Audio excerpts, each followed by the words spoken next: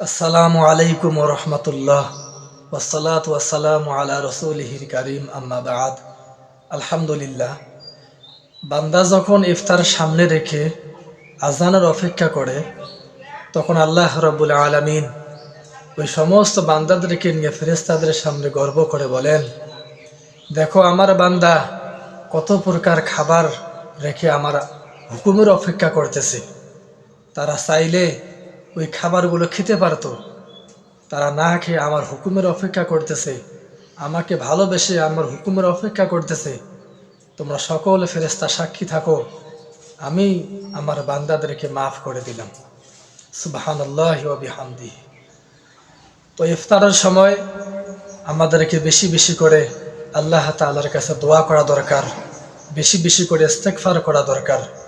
তাহলে অবশ্যই আল্লাহ রাব্বুল আলামিন আমাদেরকে মাফ করে দিবেন, আমাদের প্রতি রহমত বর্ষণ করবেন।